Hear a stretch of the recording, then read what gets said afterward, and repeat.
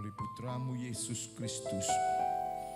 Dan kami semua menjadi alat kerajaan-Mu untuk memberitakan Injil kasih karunia di dalam Yesus Kristus yang bekerja bagi setiap orang yang percaya. Sampaikan pesan-Mu sebelum kami menerima perjamuan kudus pada malam hari ini. Kami tolak setiap kuasa jahat, roh jahat yang hendak mencuri dan mengambil firman yang akan dibagikan sore hari ini. Di dalam nama Tuhan Yesus kami perintahkan keluar dari ruangan dan pikiran hati kami. Roh Kudus urapi kami semua dan urapi hamba-Mu ini. Berdoa bagi saudara kami yang berulang tahun di bulan Juni ini.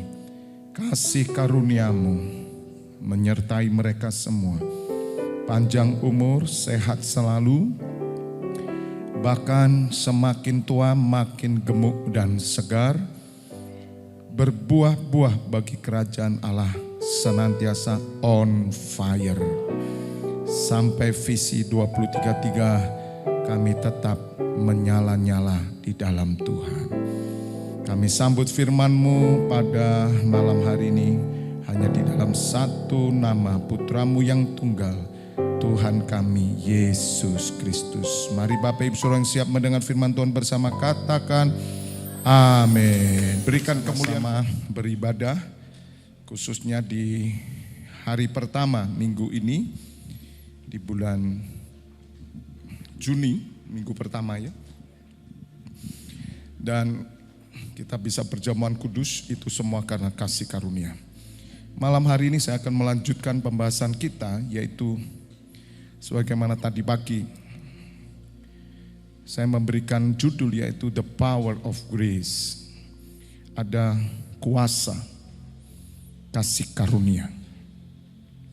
Penting sekali untuk kita bisa berhasil sampai pada 10 tahun ke depan. Yaitu 2033. Kita akan melihat karya kemuliaan Bapa. Bapak Ibu Saudara, visi 10 tahun ke depan saya hidupi. Saya berharap setiap Bapak Ibu Saudara menghidupi juga. Menghidupi dengan iman.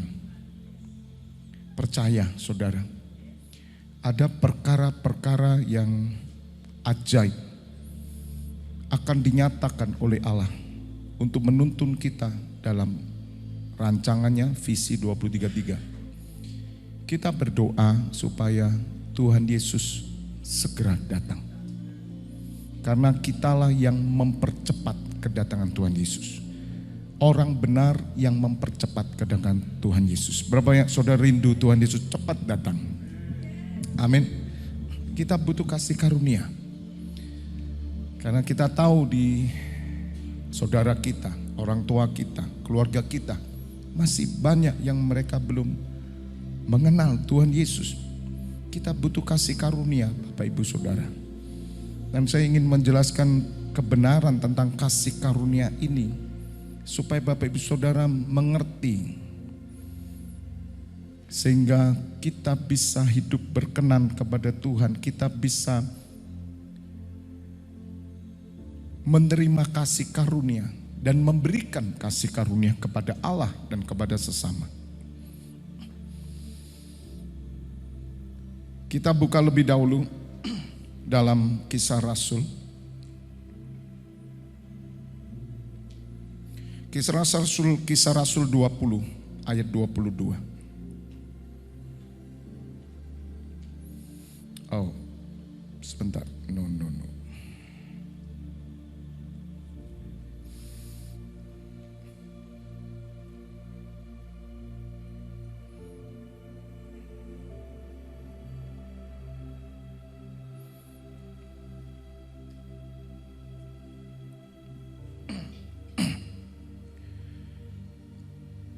Saya tunjukkan dulu satu The Power of Grace.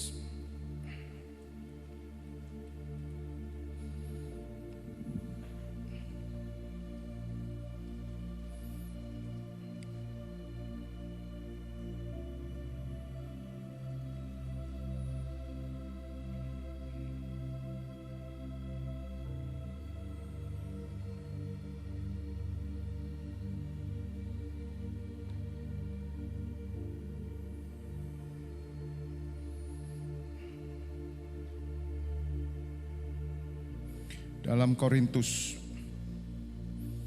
2 Korintus 1, oke. 2 Korintus 1 ayat 12.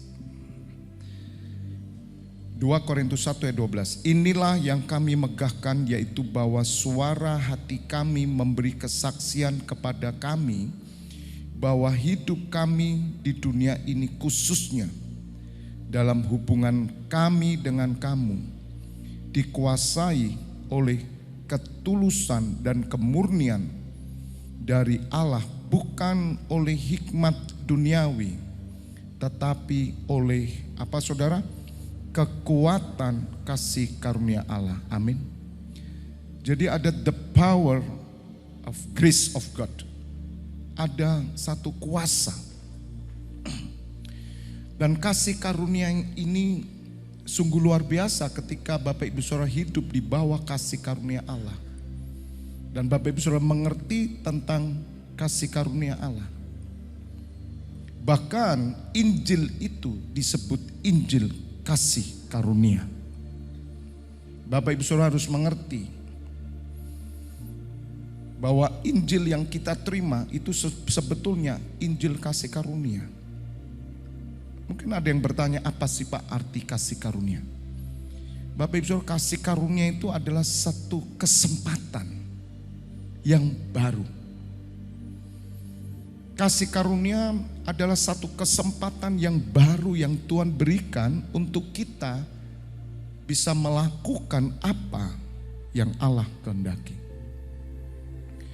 Kasih karunia itu merupakan satu kemurahan. Dan saya mengartikan satu kesempatan.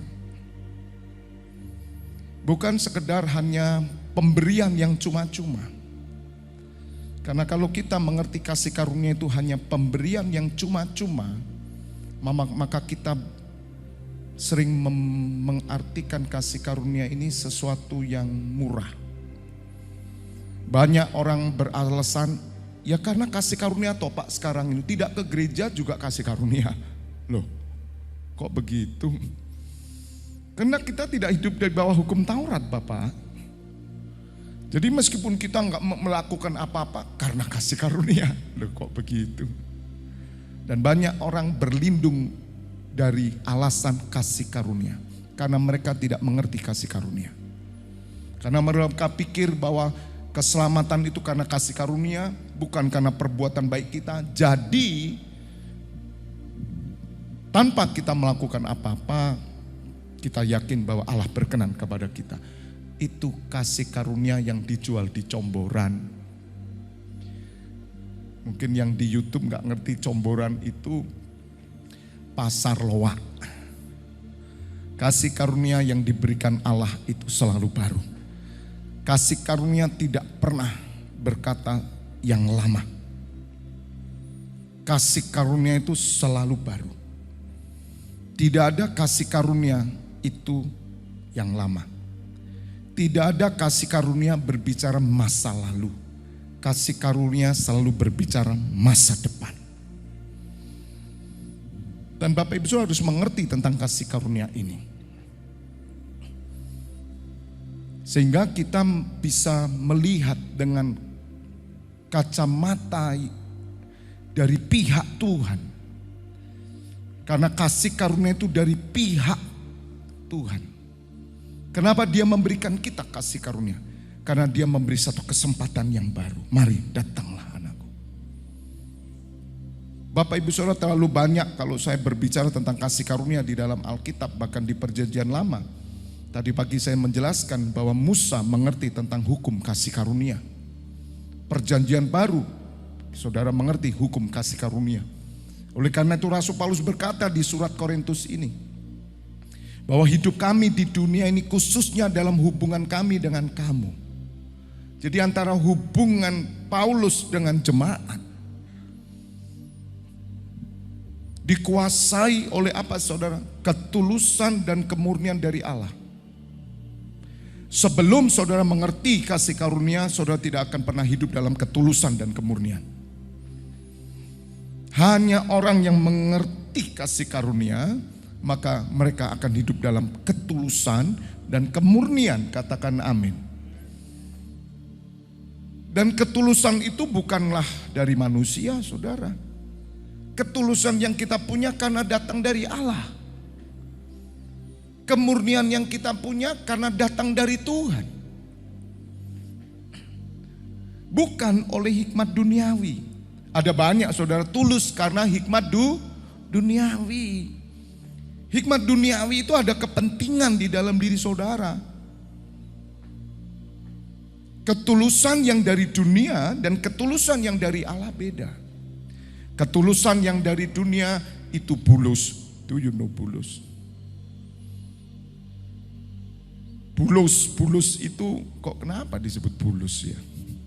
Kasihan deh, bulus itu kan hewan ya. Orang ini bulus banget ini. Gak tulus saudara. Bulus. Tulusnya itu karena dia pingin sesuatu. Tulusnya itu bukan agape. Agape itu tanpa syarat. Hanya orang yang mengalami kasih karunia. Karena kasih karunia dari Allah selalu agape. Kasih karunia dari Allah selalu tanpa syarat. Allah mengasihi kita apa adanya. Katakan amin. Tanpa syarat. Itu bukan berarti kemudian saudara tidak melakukan apa-apa. Orang yang hidup dalam kasih karunia, dia tidak hidup dari hukum. Mau hukum dunia maupun hukum Taurat. Bukan berarti orang Kristen meniadakan hukum Taurat, tidak pernah. Karena Allah tidak pernah meniadakan hukum Taurat, satu iota pun tidak akan ditiadakan. Tetapi justru Tuhan Yesus datang untuk menggenapi semua hukum Taurat. Di dalam apa? Kasih karunia. Maka itu Bapak Ibu Saudara, orang yang hidup atas kasih karunia, itu hidup di atas hukum dunia dan di atas hukum surgawi saya katakan. Sebab Allah hanya melihat ketulusan dan kemurnian saudara. Saya pernah melayani seorang Kristen yang bermasalah dengan hutang piutang. Dan orang ini terlilit begitu besar sampai seperti bola salju yang tidak tahu ujungnya, pangkalnya bagaimana ini mau menyelesaikan, seperti bola atau kalau orang bilang itu benang, ya, benang ruwet yang sudah menggulung yang begitu besar. Bagaimana caranya, saudara? Nggak bisa. Waktu itu saya menasehati karena saya termasuk bagian dari benang ruwet itu. Saya termasuk tanda kutip korban. Tapi karena saya hidup dalam kasih karunia, maka kasih karunia itu memberi saya kuasa untuk melayani orang yang membuat saya menjadi korban. Saya mengabaikan karena saya lebih melihat jiwa. Waktu saya diminta untuk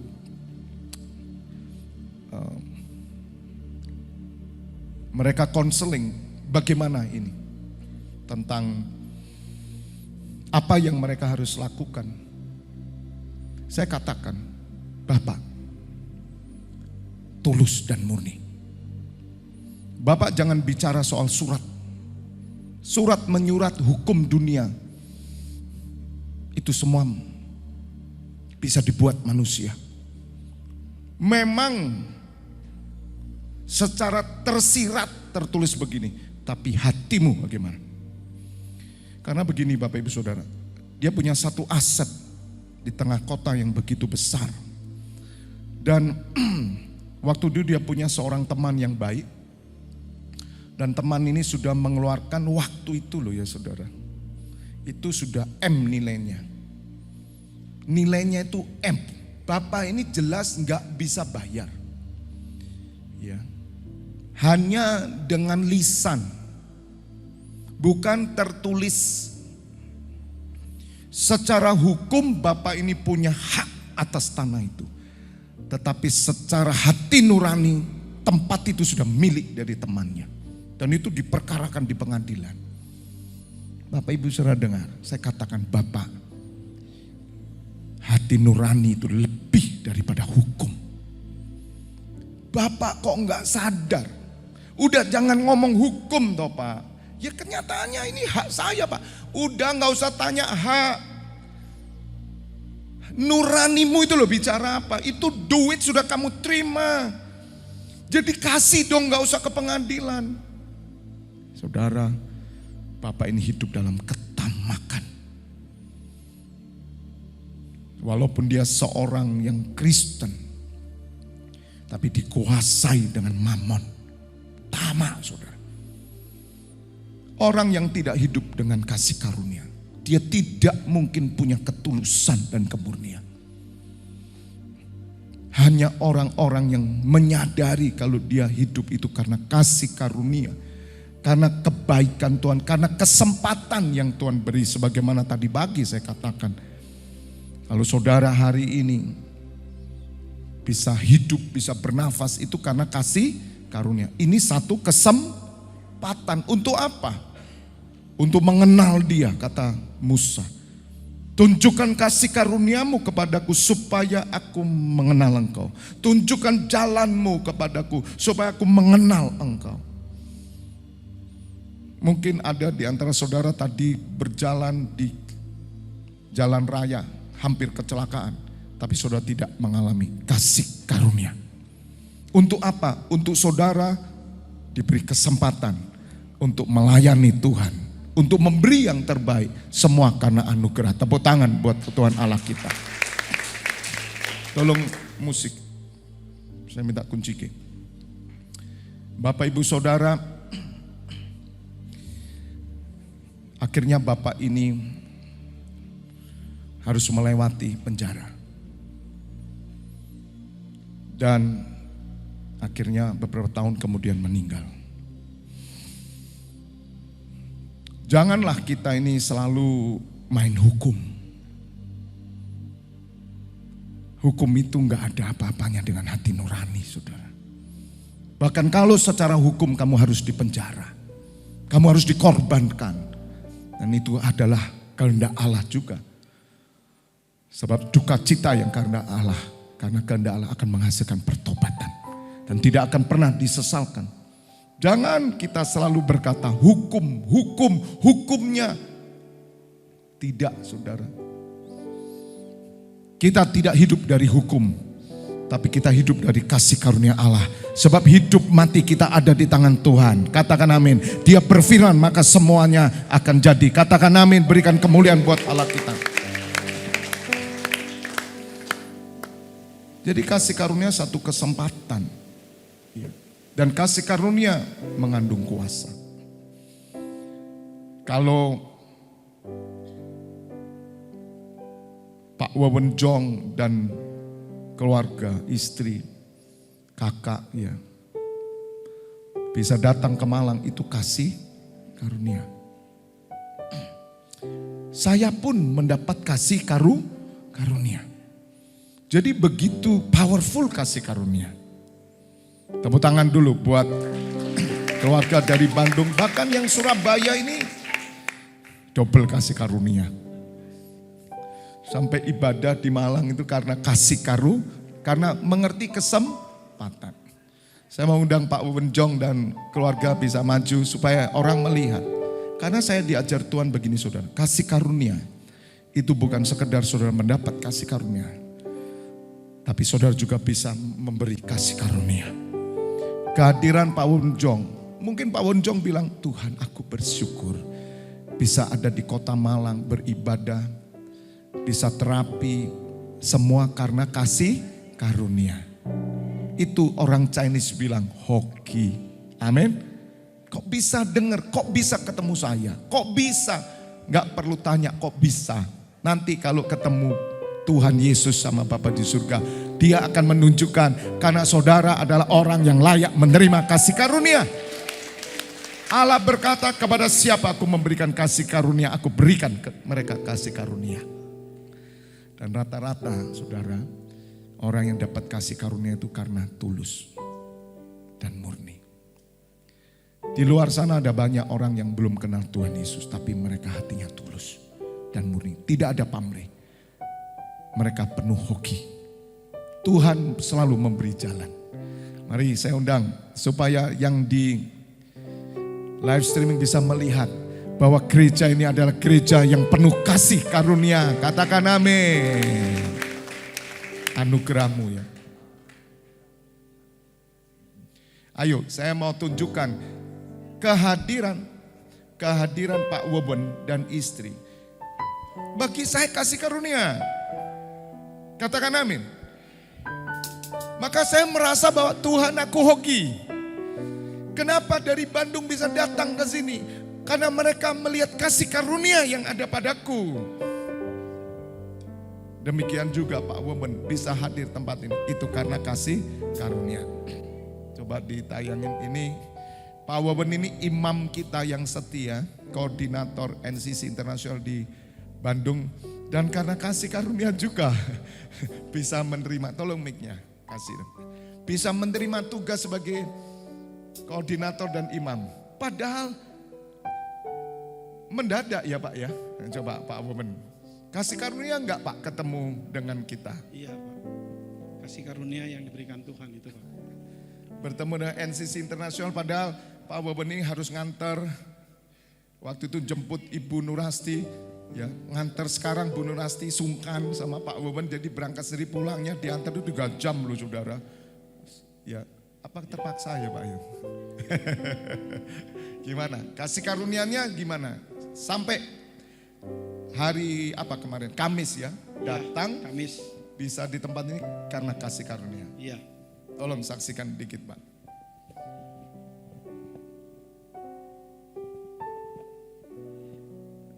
Saya bersyukur ya ketemu dengan NCC. Mungkin saya di gereja lokal sebagai koordinator daripada doa pagi. Saya diperkenalkan via Ibu Esther yang punya pabrik kue Pitasari. Ya, ternyata Ibu Esther tahunya dari Ibu Winarti. Ya itu karena bukan merupakan satu kebetulan ya, tapi memang jalan Tuhan lah yang menentukan, yang memberikan kasih karunia buat saya ya. Saya bisa gabung dengan NCC di bawah Bapak Gembala Pak Febi ya. Dan sebelum kami ya sekeluarga datang ke sini pada saat hari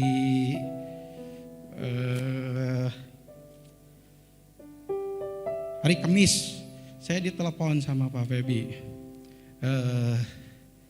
Pak Weben dengar nggak kesaksian yang Ibu Liani waktu itu saya sampaikan. Pada saat itu saya tidak ikut di dalam streaming, tapi istri saya sama besan saya ikut. Jadi saya tidak mendengar, tapi saya dijelaskan sama Pak Febi. Saya jadi teringat Ibu Lina, ya, dan bisa katanya ya, ada satu mujizat doa ya dari NCC ini, ada kesembuhan melalui tangan dari Pak. Waktu itu saya sih tahunya Pak Arman, Pak Febi. Jadi melalui ini ya terapi ya dengan doa yang dari timnya Pak Febi, saya juga berterima kasih ya. Saat ini kami ya sekeluarga sudah di terapi. Saya juga bukan merupakan satu kebetulan ya dengan ini kakak saya yang perempuan ya. Pak Kiki karena dan Ibu siapa? Pada saat kami sekeluarga, kakak saya yang satunya lagi ada operasi. Ya operasi saya yang nganter dari 2 minggu yang lalu.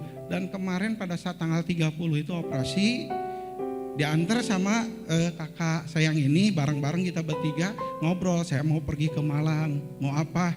Ya saya sih mau doa, cuma ada rencana buat terapi dari istri saya. Kakak saya pengen ikut katanya ya.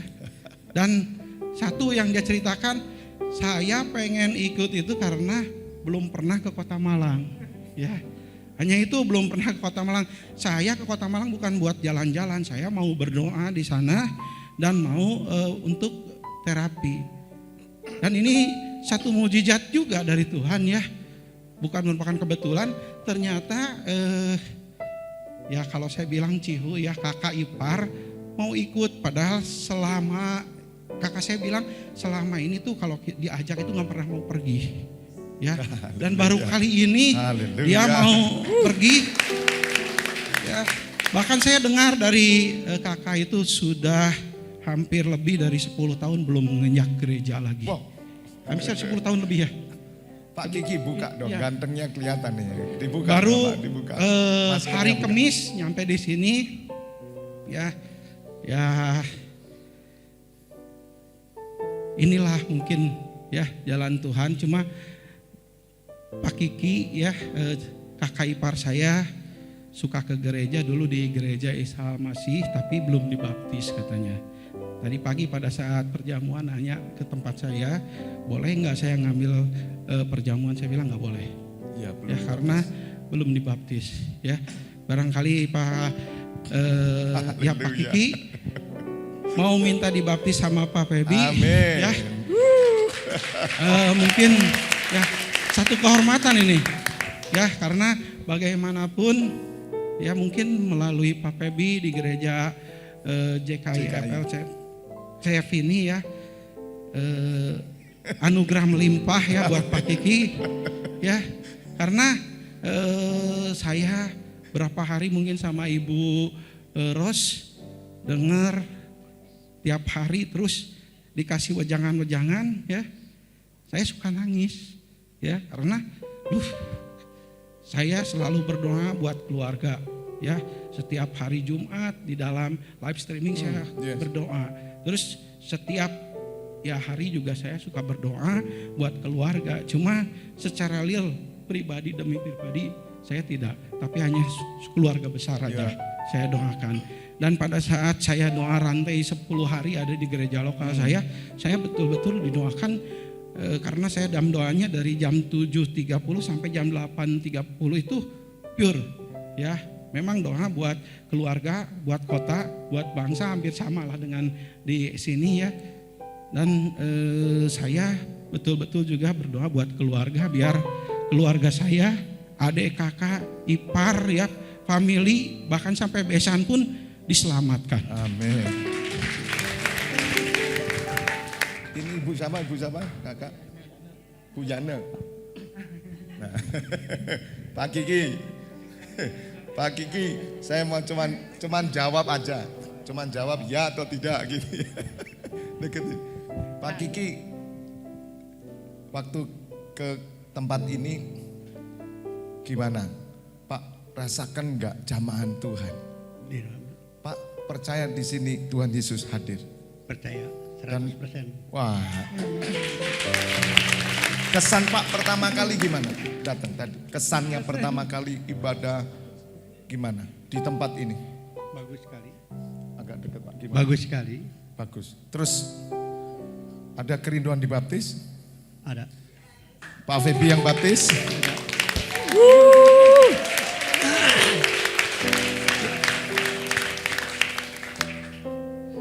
Luar biasa. Hoki. Amin. Sekarang mau dibaptis kok lucu gitu ya. Coba. Tadi kenapa? Katanya kalau susah ke gimana? gereja aja susah. Susah. Sekarang mau dibaptis kan aneh ya. Aneh ya? Ya. Kasih karunia. Deal sama saya dulu untuk jadi pengikut Yesus selamanya. Amin. Amin. Semua wah, tepuk tangan saudara. Ini loh Injil kasih karunia. Oke, terima kasih banyak. Bu Lina, gimana? Ini hoki enggak? Coba. Ibu gimana? Rasa gimana? Bisa hadir Kota Malang, ibadah, bisa terapi, bahkan sebentar lagi sudah lepas obat semuanya, bisa sekarang makan bebas. Oke. Sekarang udah lepas obatnya semua. Sekarang sudah, lihat saudara. Tidur enak, anugerah. nafas enak, Nafas enak. semua anugerah. Yang luar biasa lagi loh Bapak Ibu Saudara. Kita harus percaya bahwa hidup kita disertai dengan kasih karunia. Saya tuh terlalu percaya diri saya disertai kasih karunia.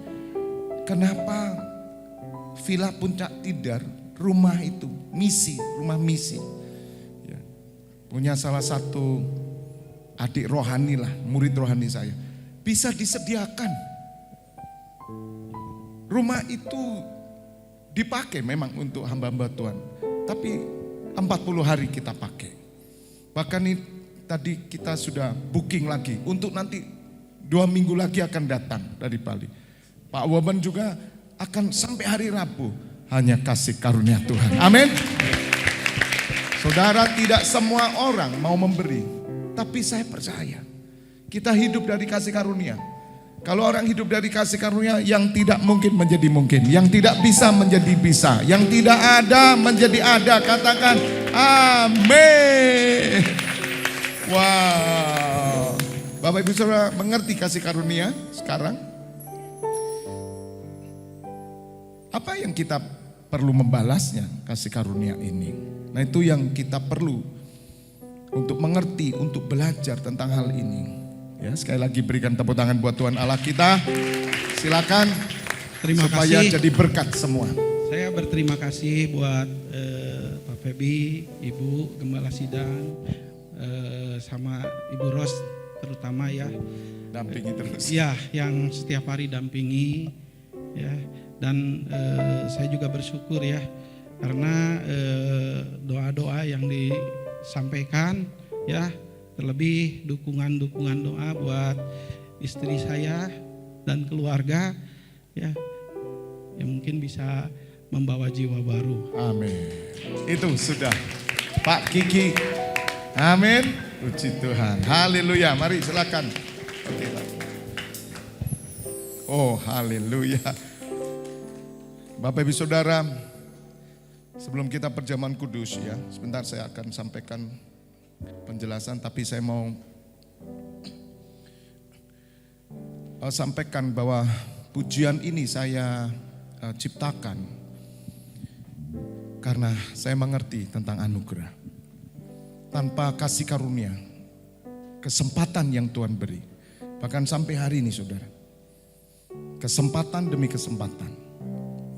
Dan Bapak Ibu Saudara harus mengerti kasih karunia itu, saudara harus memasuki dari kasih karunia pertama, kedua, ketiga. Mudah-mudahanlah dengan waktu 10-15 menit saya bisa menjelaskan kepada saudara. Tapi yang terpenting, kita melihat kasih karunia itu. Di surat Kisah Rasul, Barnabas melihat kasih karunia. Kasih karunia itu bisa dilihat saudara. Saya sering bersama istri bicara, ini keluarga penuh kasih karunia. Itu bukan melihat keluarga ini kaya, bukan. Tetapi kita melihat ada kasih karunia Tuhan. Dan rata-rata terjadi atas keluarga-keluarga yang hancur. Tetapi kalau mereka bisa pulih, mereka bisa melayani, bahkan mereka ada dalam pekerjaan Tuhan, rancangan Tuhan, itu semua kasih karunia. Sebagaimana saudara melihat kasih karunia yang dialami Pak Wawan Jong, Pak Kiki dan Ibu Yana, hati kita dipenuhi dengan limpah ucapan syukur. Bukan itu saja, saya mengalami kasih karunia juga. Bagaimana dari Surabaya, imam-imam kita Pak Yan, Bu Swan sama Bu Sukarti, kasih karunia. Dan saya merasa bersyukur, Tuhan, Engkau baik ya. Jadi kasih karunia itu bukan sekedar hanya saudara menerima dari Tuhan. Tapi saudara bisa memberi kasih karunia itu. Dan orang yang menerima kasih karunia, sesungguhnya mereka sedang berjalan dalam anugerah Tuhan. Berjalan dalam kebaikan-kebaikan Tuhan. Yang setuju katakan amin. Dan itu kuasa. Jadi kasih karunia bukan sesuatu yang biasa. Hanya sebagai tameng kita ketika kita dituntut sesuatu, untuk melakukan kepada Tuhan sesuatu yang lebih dari yang bisa saudara lakukan, dan saudara mulai bersembunyi dengan kasih karunia, itu sebagai tameng untuk saudara menghindar. Tidak saudara. Justru karena kasih karunia, Rasul Paulus berkata 1 Korintus 15 ayat 9, tolong buka. Saya selalu pegang ayat ini saudara. Dan saya yakin Bapak Ibu Saudara juga melihat kasih karunia di dalam hidup saya pribadi. Dalam keluarga saya, dalam pelayanan. Tidak bisa ditutup kok saudara kasih karunia itu. Orang yang membenci kita, orang yang memfitnah kita, bahkan orang yang menghina kita, sesungguhnya mereka telah melihat kasih karunia Allah dalam hidup kita. Sehingga mereka pun akan mendapat kasih karunia. Ketika kita datang kepada mereka yang menghina kita, memfitnah kita, mengejek kita, kita datang, sesungguhnya kita membawa kasih karunia kepada mereka. Ketika hati mereka terbuka, limpah kasih karunia akan turun atas mereka juga. 1 Korintus 15 ayat 9. Bapak Ibu Saudara, ini saya pegang ayat ini karena aku adalah yang paling hina dari semua rasul, bahkan tidak layak disebut rasul, sebab aku telah menganiaya jemaat Allah. Dengarkan khotbah yang tadi pagi. Rasul Paulus adalah guru besar kasih karunia, dan ketika dia mengalami goncangan dan Tuhan Yesus datang, Tuhan Yesus memperhadapkan dia kepada kasih karunia. Doa kita kepada Tuhan powerful, doa kasih karunia. Pelajari di Keluaran 33, dengarkan khotbah tadi pagi. Supaya saudara mengerti bahwa perjanjian lama dan perjanjian baru itu adalah kasih karunia. Injil itu kasih karunia. Ayat 10. Tetapi karena kasih karunia Allah, aku ada. Karena kasih karunia Allah, aku adalah sebagaimana aku ada sekarang. Rasul Paulus sadar, kenapa dia berkata sekarang? Kalau dia bisa menoleh hidupnya yang lama, dia pembunuh. Dia penganiaya jemaat. Kok Tuhan Yesus datang? Dia yang benci Tuhan Yesus. Dia yang mengolok Tuhan Yesus. Dia yang menentang pengajaran Tuhan Yesus. Tetapi Tuhan Yesus datang membawa anugerah. Makanya Keluaran 33 luar biasa. Allah berfirman, aku memberikan kasih karunia kepada orang yang layak menerima kasih karunia.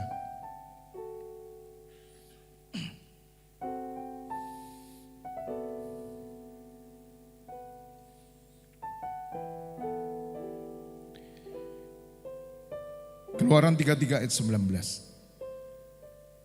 Yang B. Ini luar biasa loh saudara. Yang B ya. Aku akan memberi apa? Kasih karunia kepada siapa yang kuberi kasih karunia. Dan mengasihani siapa yang kukasihani. Saudara, kalau hari ini kita bisa ada, itu kasih karunia. Dan kasih karunia membuat saudara menjadi orang yang bukan menjadi orang biasa. Tapi saudara menjadi orang yang luar biasa bagi kerajaan Allah. Katakan amin. Anda tidak menjadi biasa sebagai pengikut Kristus. Saya yakin nanti Pak Kiki lihat. Saya lepaskan urapan kasih karunia. Karena baptisan itu Injil kasih karunia. Mungkin sudah katanya Ibu Yana, udah lama Pak, susah sekali Pak. Oh itu dulu. Tapi hari ini Ibu Yana akan kewalahan. Karena baptisan kasih karunia terjadi tiap hari, minta datang ke Kota Malang. Katakan amin. Gak usah jauh-jauh di gereja di Bandung Anda. Setia, sungguh-sungguh. Umurnya 68 tahun saudara saya ajak, Pak Kiki di belakang saya langsung katakan gitu. Pak Kiki di belakang saya, ikut saya 10 tahun ke depan, umur 78. Nanti jalan di mall sama saya, orang akan lihat apa resepnya. Kok tetap semangat walaupun tua, ikut Yesus, ikut Tuhan Yesus. Maka engkau akan mendapat kekuatan dalam kasih karunia. Amin. Saya katakan jangan takut terhadap kutuk nenek moyang apapun. Kalau ada kasihkan Pak Febi, saya yang tanggung. Beres. Karena saya bersama dengan Tuhan Yesus yang menanggung segala kutuk manusia. Katakan amin. Dan rupanya kasih karunia itu yang membuka mata. Saudara, hiduplah dalam kuasa kasih karunia. Kepada siapa Tuhan akan beri kasih karunia? Dia akan beri. Dan kasih karunia itu dilewatkan kepada saudara. Gereja ini adalah gereja kasih karunia, tepuk tangan. Kalau orang melihat Pak Webi, gereja Pak Webi itu hukum Taurat. Saya tertawa. Gak bisa saudara, saya hidup dari kasih karunia. Tapi kasih karuniaku beda men. Kalau kasih karuniamu, kamu membuat kasih karunia itu sebagai perisai untuk menghalangi engkau melayani Tuhan dengan segenap hati. Tapi aku oleh kasih karunia Allah, aku mati bagi Tuhan. Tulus murni.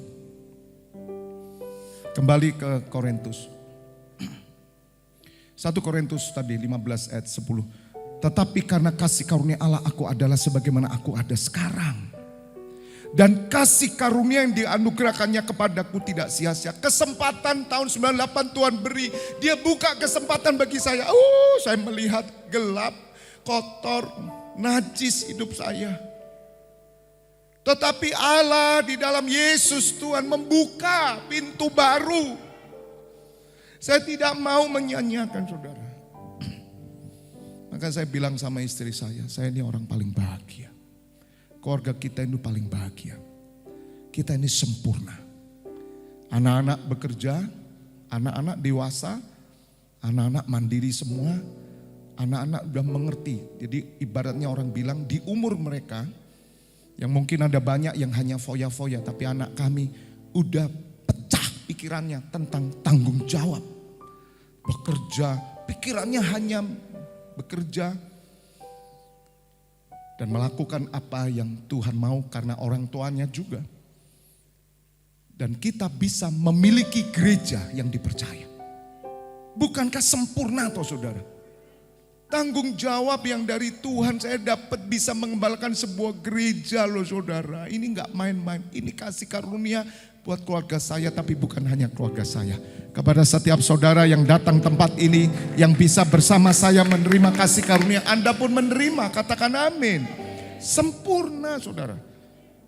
Bukan saya saja, saudara bisa melayani di tempat ini sama, saudara sempurna. Saudara bekerja, saudara berkeluarga, tapi saudara masih bisa melayani Tuhan, ambil bagian. Itulah kesempurnaan di dalam Yesus Kristus Tuhan. Katakan amin.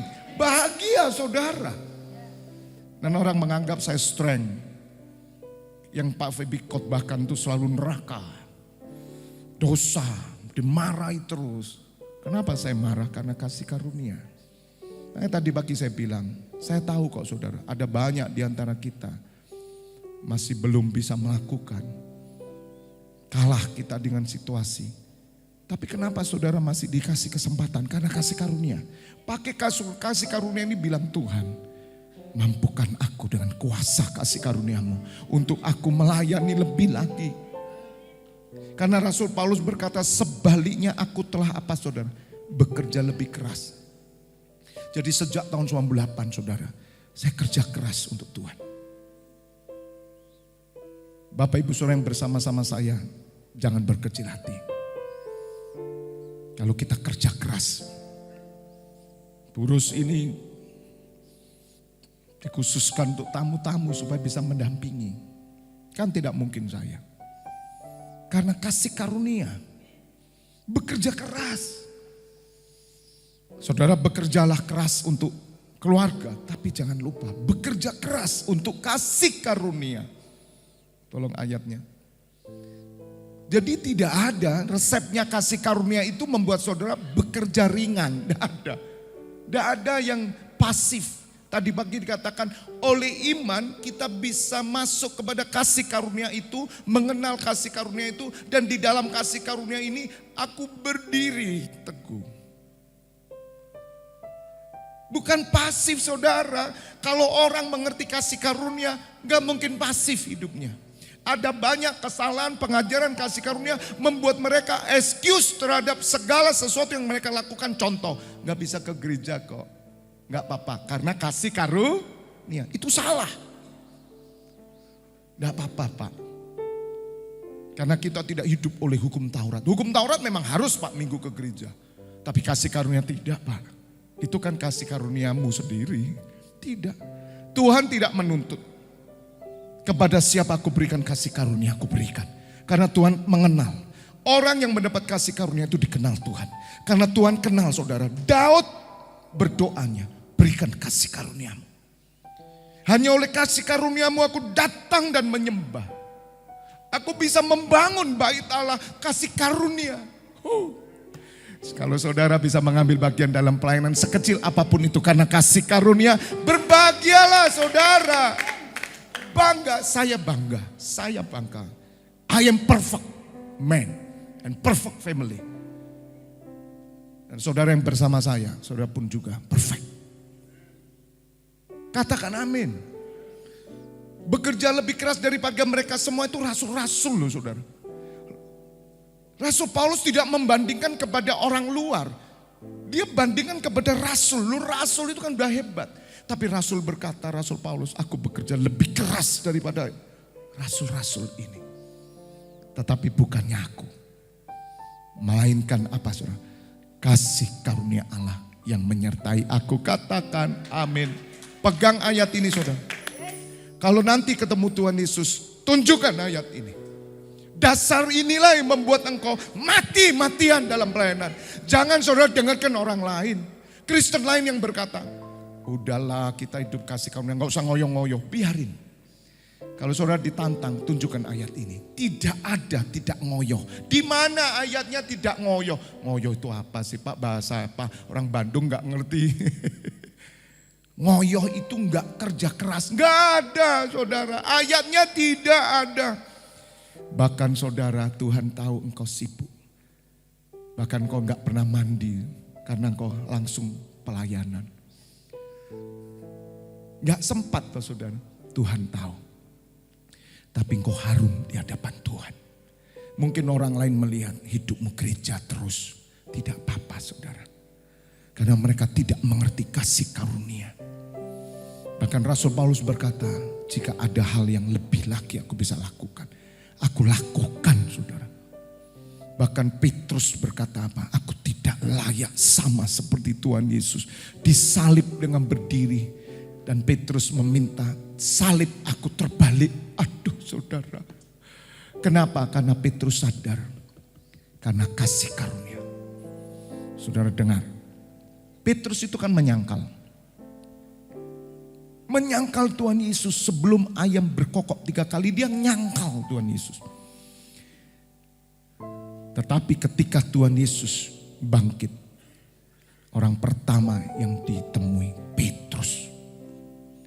Tuhan Yesus membawa Injil kasih karunia. Dan dia berkata, Petrus, apakah kamu mengasihi aku? Gembalakan dombaku. Lihat saudara. Kenapa kok Petrus dikasih lagi? Dia nyangkal loh saudara. Kenapa Petrus dikasih kesempatan lagi? Karena Tuhan Yesus datang dengan Injil kasih karunia. Sayang Yudas bunuh diri. Waktu Yudas tidak bunuh diri, saudara, saya percaya Yudas akan mendapat kepercayaan lebih daripada ketika dia mengkhianati Tuhan Yesus. Demikian juga saudara dan saya. Kesempatan saudara, jangan biarkan kesempatan ini sirna. Anugerahmu memampukan kami Tuhan. Tepuk tangan buat Allah kita. Oh, Shekia Rapasakaraba.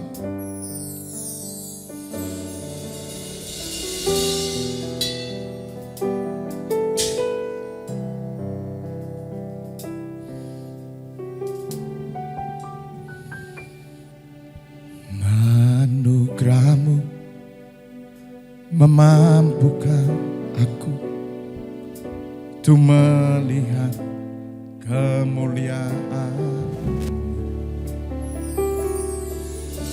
jalan hikmat dan visi kerajaanmu membawaku tunduk dalam kehendakmu.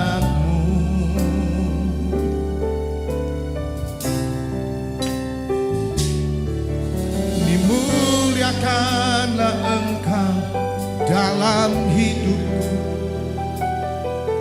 sebagai dupa yang harum, namamu ditinggikan. Dimuliakanlah Engkau dalam hidupku. Ya Tuhan, Allahku selamanya. Katakan anugerah-Mu, anugerah-Mu memampukan aku untuk melihat kemuliaan-Mu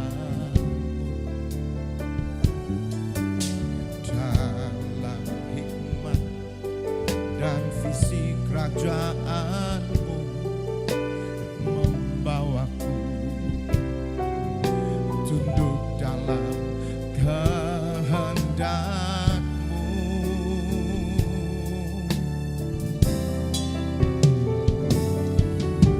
Dimuliakanlah Engkau dalam hidupku, sebagai dupa yang harum, nama-Mu ditinggikan. Dimuliakanlah Engkau dalam hidupku, ya Tuhan Allahku selamanya.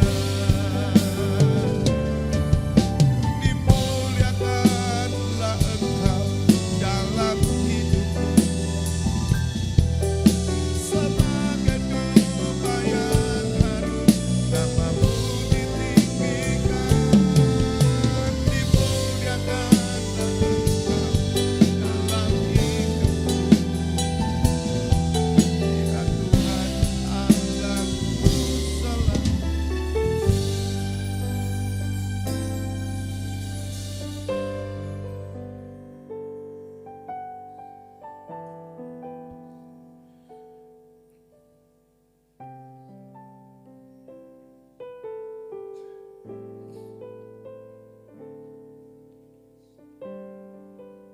Gorabasyik.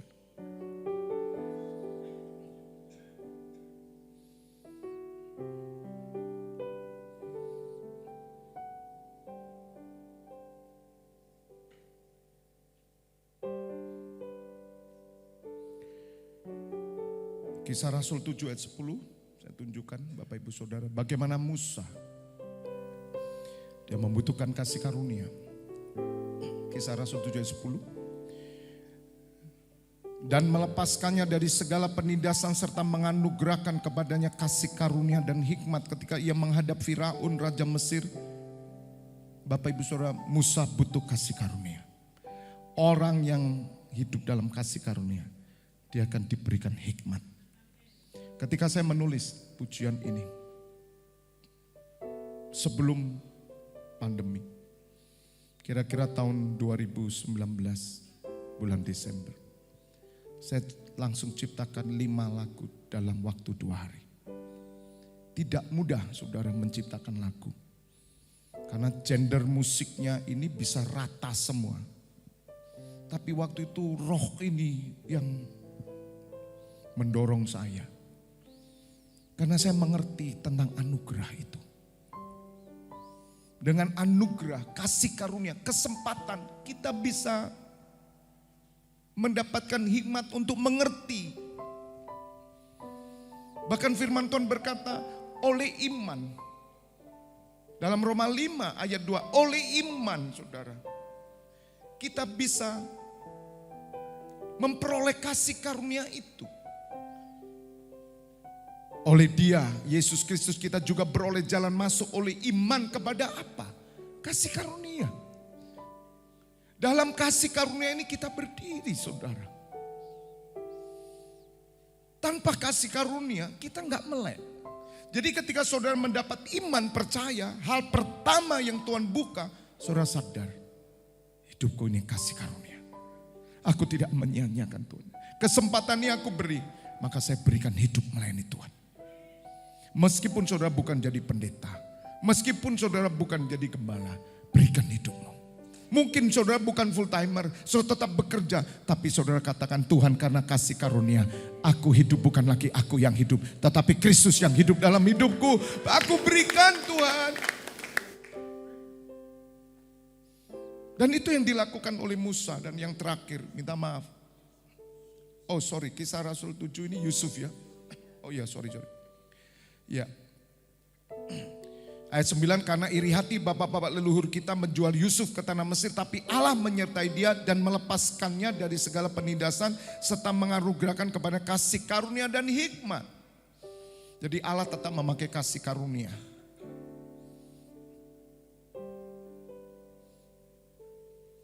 Bahkan yang saya suka Kejadian 6 ayat 8. Saudara lihat, Kejadian 6 ayat 8 nanti kita tutup dengan Efesus 2 ayat 8 yang ayat terkenal kasih karunia. Tetapi Nuh mendapat kasih karunia di mata Tuhan. Katakan amin. Ayat 7-nya lihat. Berfirmanlah Tuhan, aku akan menghapuskan manusia yang telah kuciptakan itu dari muka bumi. Baik manusia maupun hewan dan binatang-binatang melata dan burung-burung di udara. Sebab aku menyesal bahwa aku telah menjadikan mereka. Allah menyesal saudara. Bahwa dia telah menjadikan mereka. Dan ayat 8 berkata, tetapi ini loh saudara. Tetapi Nuh mendapat kasih karunia di mata Tuhan. Ayat 9. Inilah riwayat Nuh. Nuh adalah siapa saudara? Seorang yang benar. Dia tidak bercela di antara orang-orang sejamannya.